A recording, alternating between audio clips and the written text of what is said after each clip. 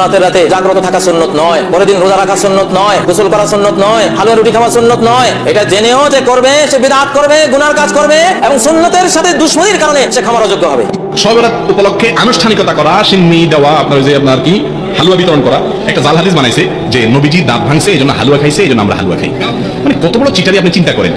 আপনার বাপের কথা ঠ্যাং ভাঙছে এই জন্য উনি একটা ইয়া নিছে, কি বলে এগুলাকে, একটা লাঠি নিছে মনে করেন, লাঠি দিয়ে বেচারা ঠ্যাঙে ঠ্যাঙে হাঁটে, কারণ ঠ্যাং ভেঙে গেছে। এখন আপনি বাপের ছেলে বলতেছেন আমার বাপের শত্রুর সাথে লড়াই করতে গিয়া ঠ্যাং ভেঙে ফেলছে, অতএব বাপের প্রতি আমি ভালোবাসা প্রকাশ করতে গিয়ে আমার ভালো ঠ্যাঙে আমি একটা লাঠি নিয়ে খুঁড়ে দিছি।